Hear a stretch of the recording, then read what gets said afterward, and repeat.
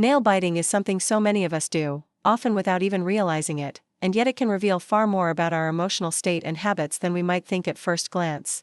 Hello everyone, and welcome back to Dr. Alicia's MedTalk, where we explore the fascinating ways psychology, health, and everyday behaviors are interconnected. Today's discussion is inspired by an article titled, Nail Biting, a Problem Deeper Than Skin Deep, and I have to admit, even as a health professional, I found this topic incredibly relatable because, truth be told, many of us have experienced that habit at some point in our lives.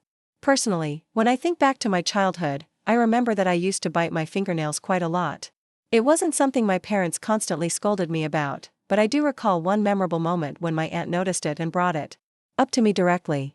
That was the turning point. After that conversation, I began making a conscious effort to change the habit, and one of the strategies I tried was painting my nails regularly.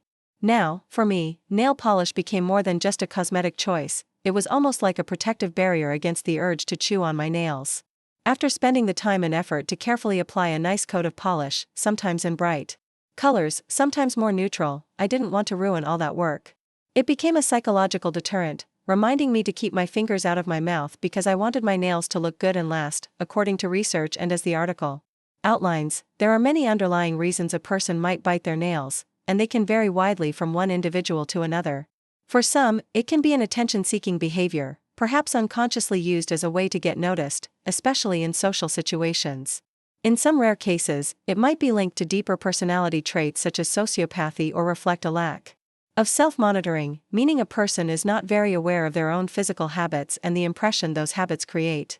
It can also sometimes be associated with low self-esteem, where personal grooming is neglected, or, for others, it may even be related to obsessive-compulsive disorder, OCD, where repetitive behaviors are used as a coping mechanism.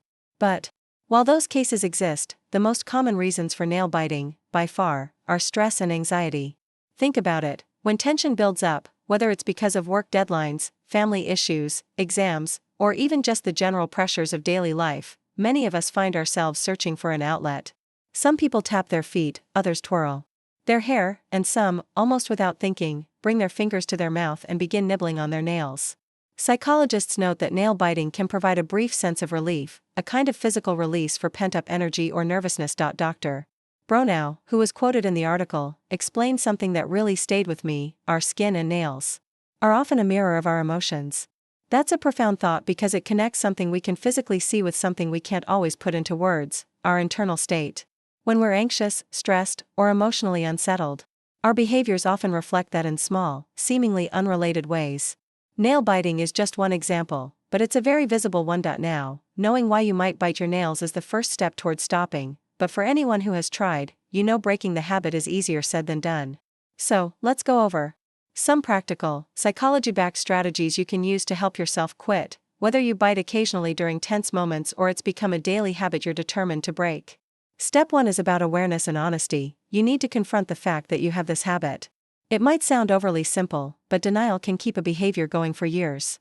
Acknowledging, yes, I bite my nails, and I'd like to stop, is like opening the door to change.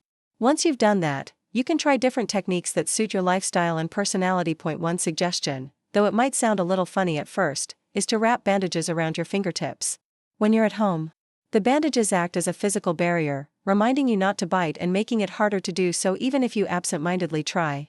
If you're looking for something more socially acceptable when you're out and about, stylish gloves can be a surprisingly effective alternative, especially during colder months or as part of a fashion statement.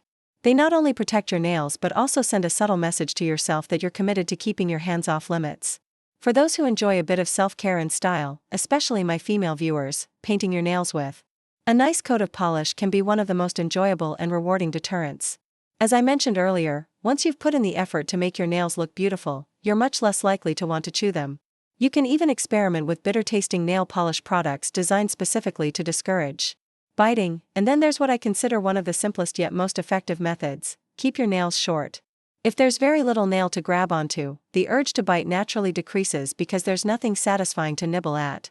Combine this with regular nail care, filing edges smooth so you're not tempted to fix them with your teeth, and you've got a very straightforward strategy that works for many people. Over time, as you reduce nail biting, you'll notice your hands looking healthier, and that visible progress can be a huge motivator to keep going. Beyond these practical tips, it's worth remembering that nail biting often has an emotional component, so addressing the root cause is just as important as managing the behavior itself.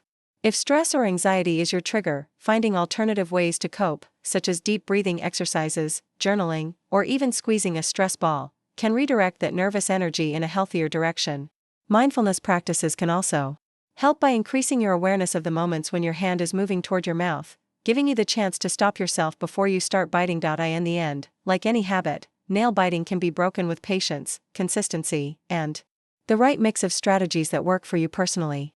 And while it might seem like a small thing, it's about more than just appearances. Healthy nails and skin reflect self-care, self-respect, and emotional well-being. So, if this is something you've been struggling with, I encourage you to try one or more of these techniques and give yourself credit for every bit of progress you make along the way. That wraps up today's discussion here on Dr. Alicia's MedTalk. If you found these insights helpful, remember that breaking a habit is always a journey, not an instant transformation. Be kind to yourself during the process, and don't hesitate to explore other supportive tools and resources we share on this channel. Thank you for spending your time with me today, and if you enjoyed this topic, make sure to subscribe, hit the notification bell so you don't miss our upcoming health and psychology episodes, and share this video with someone you know who might benefit from it. Until next time, take care of your mind, your body, and yes, your nails too.